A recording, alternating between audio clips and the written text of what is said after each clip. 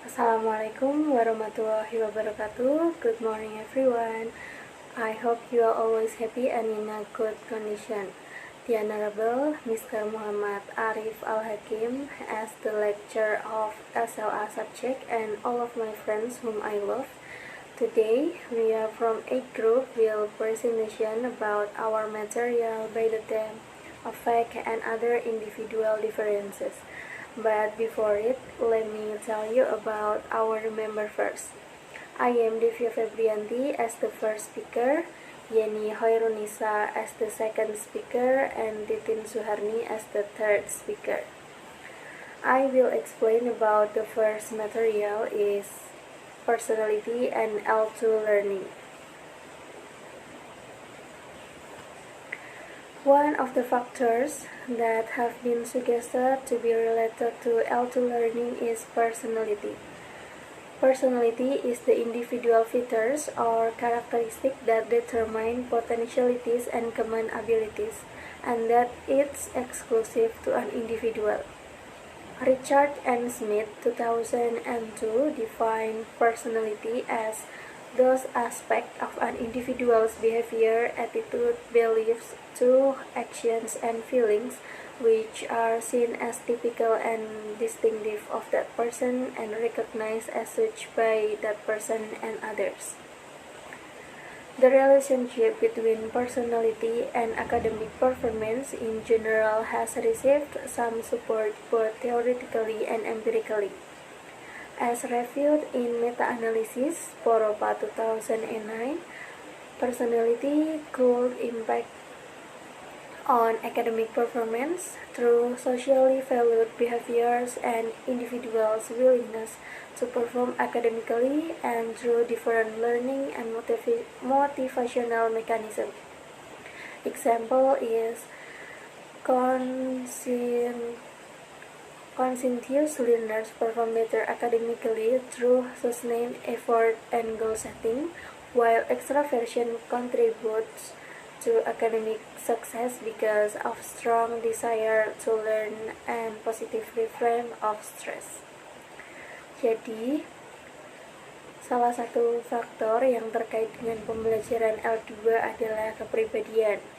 Kepribadian adalah fitur atau karakteristik individu yang menentukan potensi dan kemampuan umum, serta eksklusif untuk seorang individu.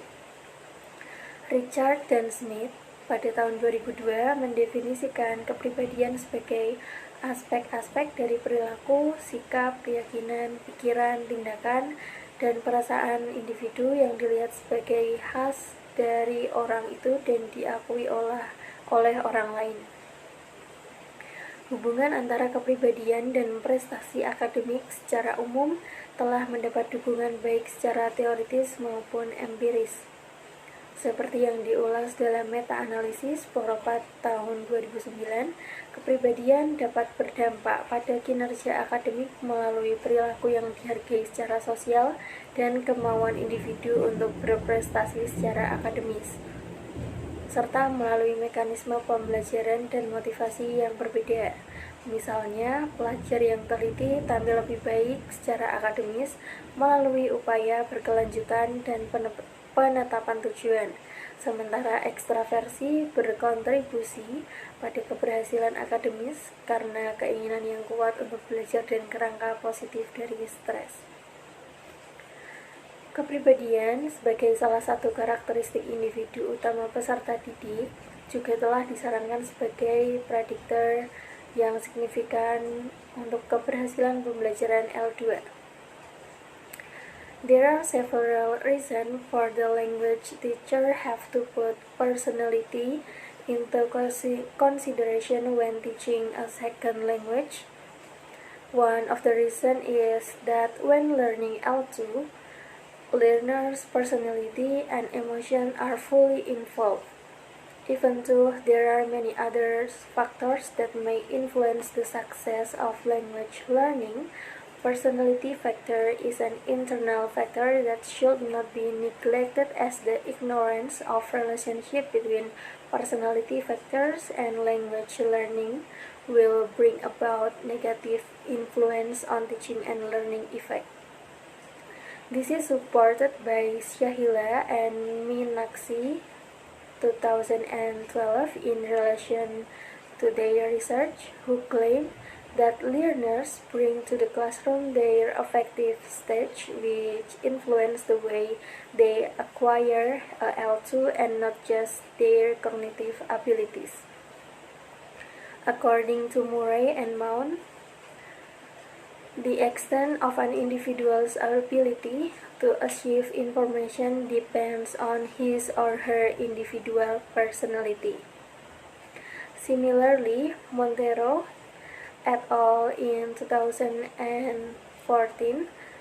expressed that the individual learner's difference can mainly influence the outcomes in the L2 learning, which this factor will either strengthen or weaken the acquisition of L2.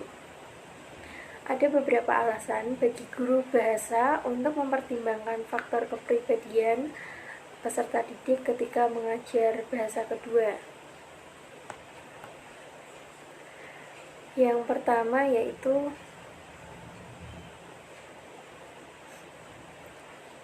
kepribadian dan emosi pembelajar terlibat sepenuhnya ketika mempelajari L2.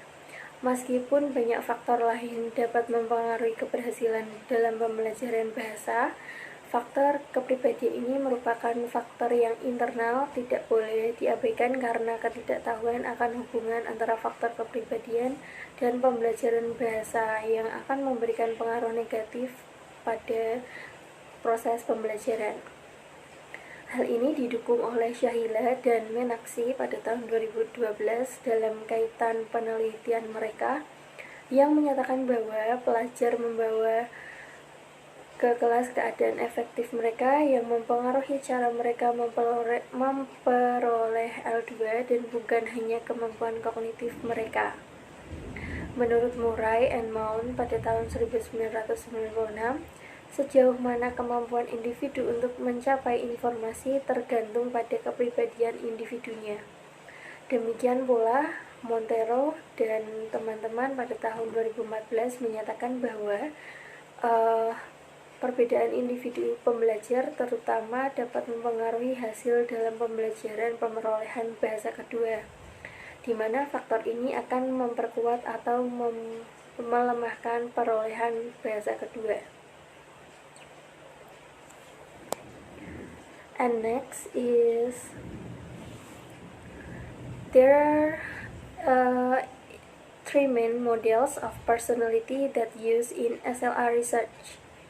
In SLR research, trait personality models have been privileged so far, and three main such models and their commitment instrument have been used. The first is Eysenck model of personality, which perhaps the best well-known and most traditional model. It focused on temperament and is comprised of three traits: psychoticism, extraversion, and neuroticism. This is why it's also known as the PEN model. The three traits have a biological basis. Psychoticism is related to aggressivity and is reflected in testosterone levels. Extraversion is related to cortical arousal measured by sweating, skin conductance, and brain waves, while neuroticism is related to reaction in the presence of danger and is reflected in activation thresholds in certain parts of brain and measured through heart rate, blood pressure, cold hands, sweating, and muscular tension. The model and its instrument have been empirically widely validated and theoretically supported, but PEN is by now is outdated. Dalam penelitian SLA, model kepribadian sifat individu telah diistimewakan sejauh ini.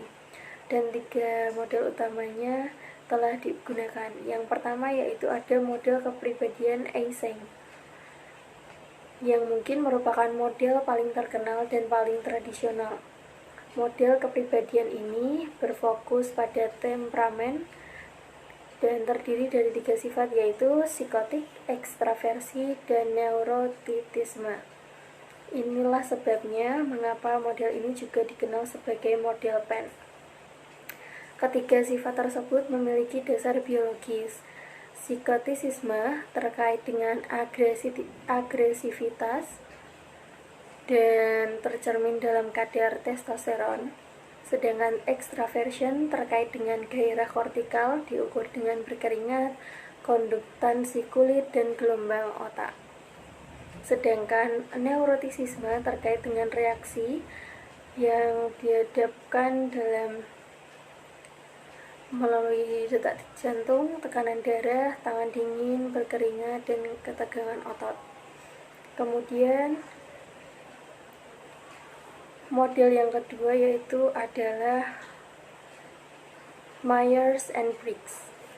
In a telling reminder that affect and cognition are difficult to spare, this model of personality has strong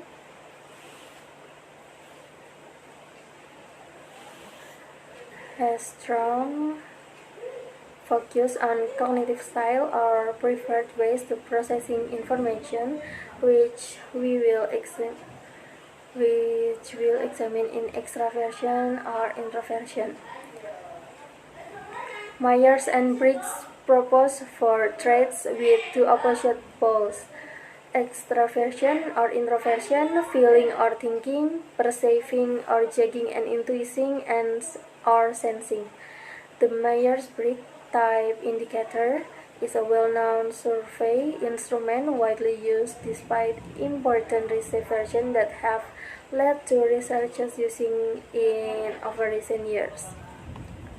Model kepribadian yang kedua yaitu adalah Myers and Briggs. Sebagai pengingat bahwa afek dan kognisi sulit untuk dipisahkan, model kepribadian ini memiliki fokus yang kuat pada gaya kognitif atau cara yang lebih disukai untuk memproses informasi. Myers dan Briggs mengusulkan 4 sifat dengan 2 kutub. Yang pertama yaitu ekstraversi atau introversi, perasaan atau pemikiran, persepsi atau penilaian, dan intuisi atau pendengaran. Myers and Briggs adalah instrumen survei yang terkenal, banyak digunakan meskipun ada reservasi penting yang menyebabkan peneliti menggunakannya lebih sedikit selama beberapa tahun terakhir. And the last one is the 5-factor model of personality, also known as the Big Five, emerged out of converging empirical research during 2002 and has become the dominant contemporary model of personality in psychology, in part because it has succeeded in combining well all preceding ones. Specifically, it accommodates Eysenck and Myers-Briggs. The Big Five personality model is commonly measured by the new 5-factor inventory. Yang terakhir yaitu model kepribadian 5 faktor atau dikenal juga dengan 5 besar. Faktor ini muncul dari penelitian empiris yang konvergen selama tahun 1990-an dan telah menjadi model kepribadian kontemporer yang dominan dalam psikologi. Sebagian karena telah berhasil menggabungkan baik yang sebelumnya. Secara khusus, model kepribadian ini mengakomodasi model Eysenck dan Myers-Briggs dengan baik. I think enough for my explanation about personality and L2 learning, and the next material will be delivered by Yeni Hoirunisya. Thank you everyone. Wassalamualaikum warahmatullahi wabarakatuh.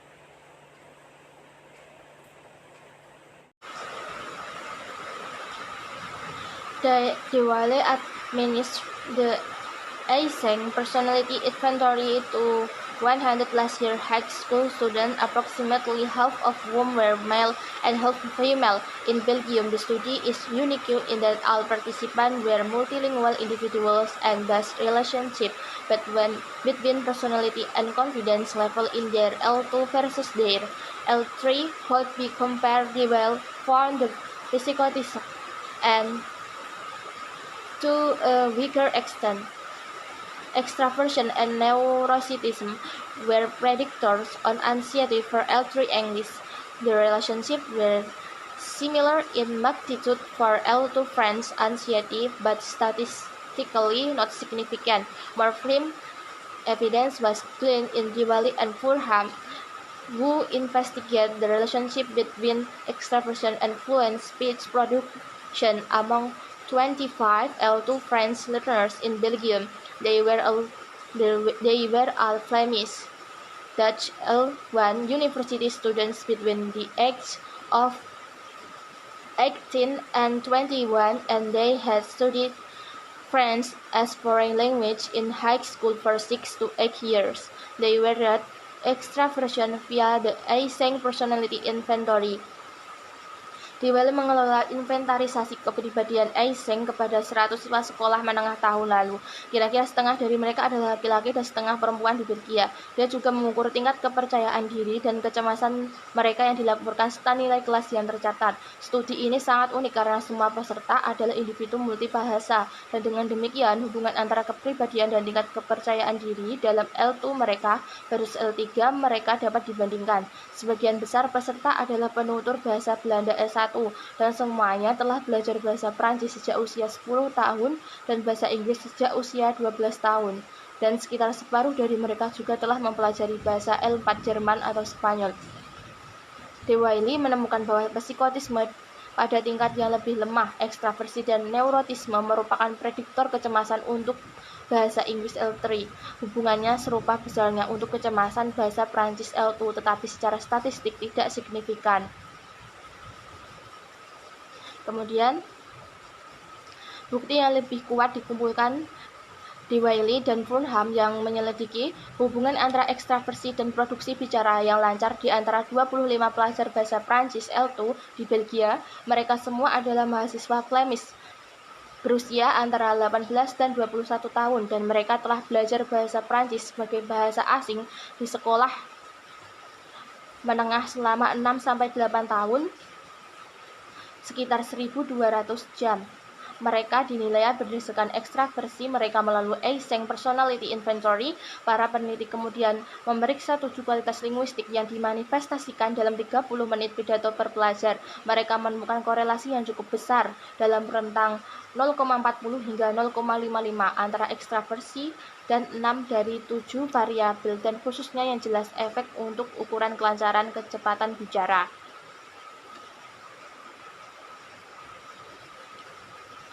Across the board, the more extroverted a speaker was, the faster speech rate he or she was likely to display.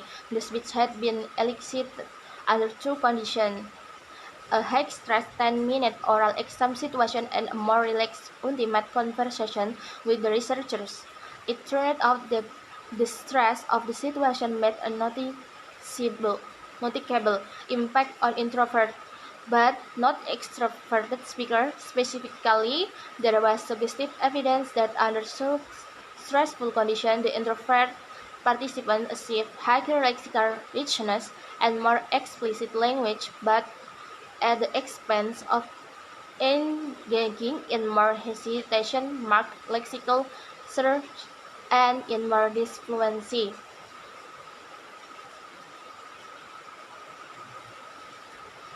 Secara keseluruhan, semakin ekstrovert seorang pembicara, semakin cepat kecepatan bicara yang mungkin dia tampilkan. Pidato tersebut dimunculkan dalam 2 kondisi: situasi ujian lisan 10 menit yang penuh tekanan dan percakapan tanpa waktu yang lebih santai dengan para peneliti. Tekanan situasi membuat dampak nyata pada pembicara introvert, tetapi tidak ekstrovert. Secara khusus, ada bukti sugestif bahwa di bawah kondisi stres, peserta introvert mencapai kekayaan leksikal yang lebih tinggi dan bahasa yang lebih eksplisit, tetapi dengan mengorbankan lebih banyak pencarian leksikal. yang ditandai dengan keraguan dan ketidaklancaran. Secara keseluruhan, keuntungan dalam kefasihan untuk ekstrovert diimbangi oleh keuntungan dalam kompleksitas dan kekayaan leksikal untuk introvert. Sebagai perbandingan, akurasi morfologi adalah satu-satunya variabel yang diperiksa oleh Diwali and Fordham yang tidak menghasilkan korelasi apapun dengan ekstraversi atau introversi.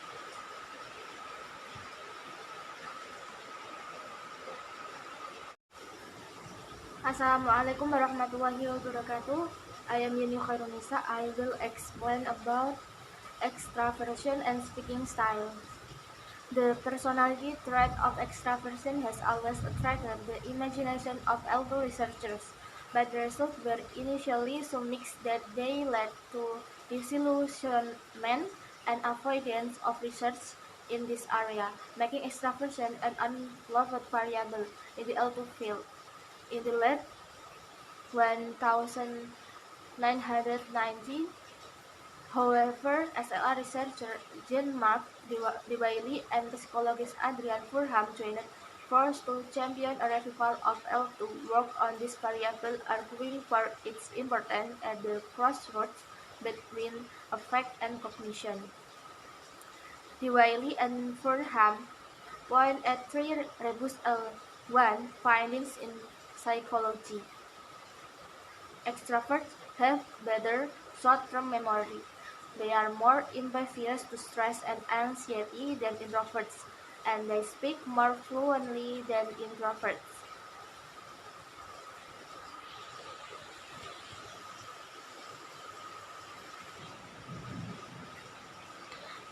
They are good at least the first two assets, so it logically translates into a critical advantage when it comes to L2 speech production, namely more available and more efficiently allocate cognitive resource, which alone might explain the third asset of an oral fluency advantage.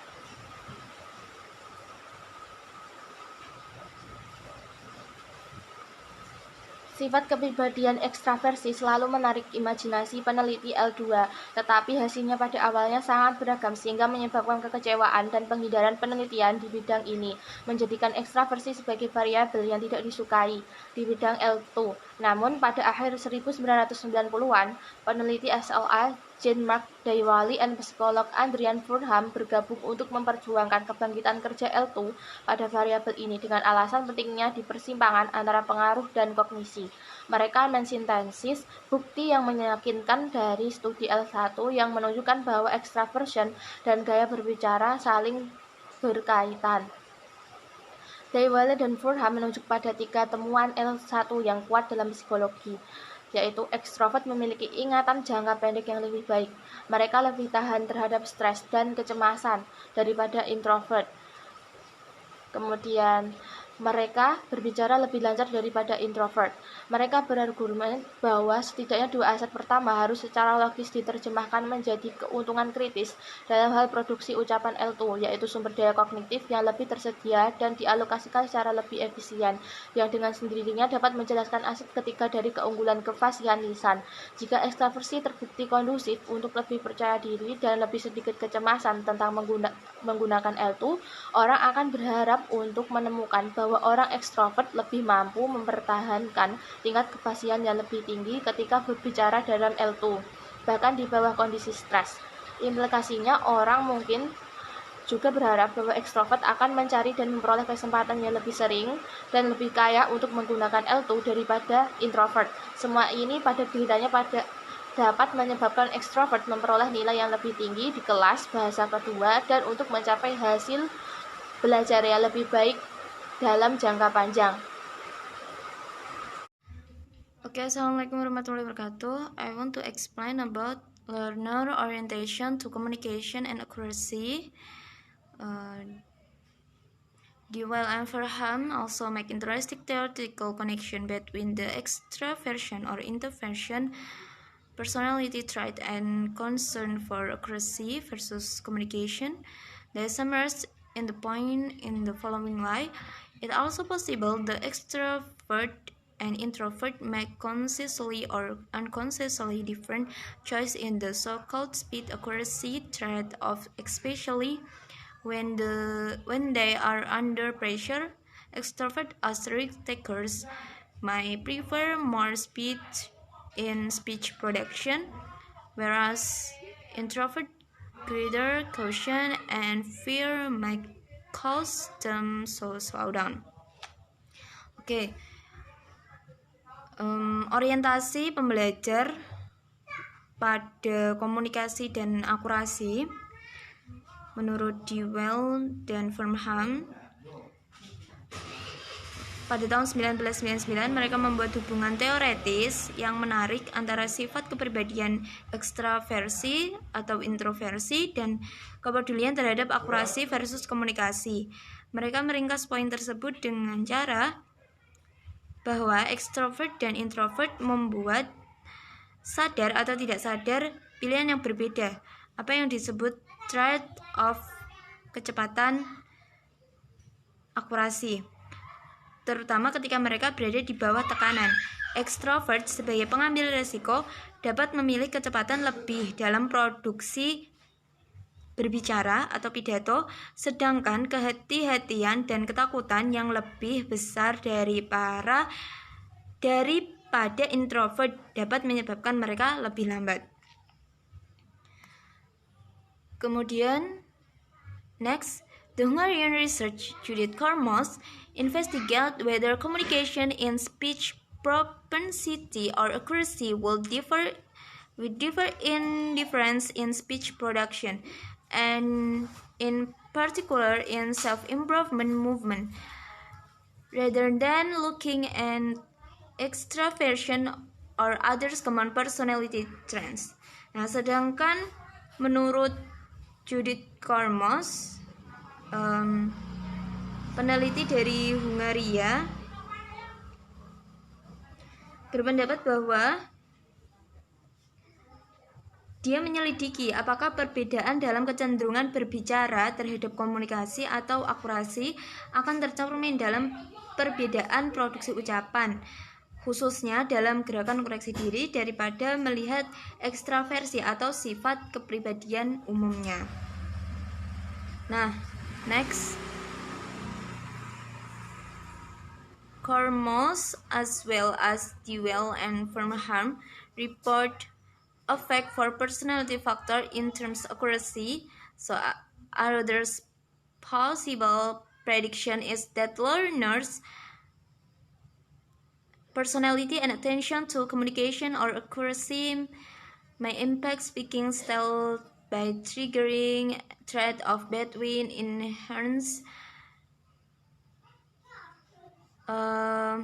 inherent people's predisposition affect how quickly and how well they can learn a language.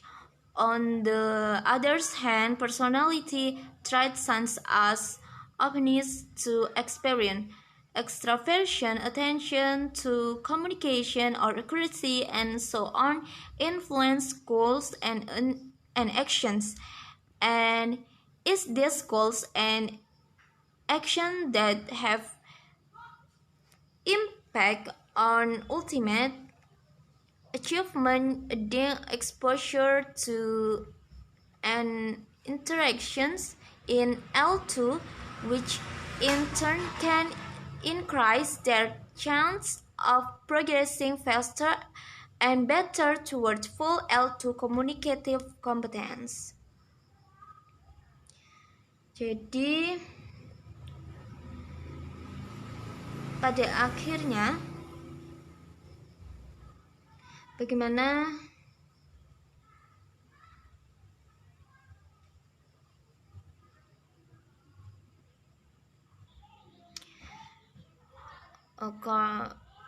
Kormos tahun 1999, kemudian Dewey and Furnham pada tahun 2000. Mereka melaporkan efek untuk faktor kepribadian dalam hal akurasi.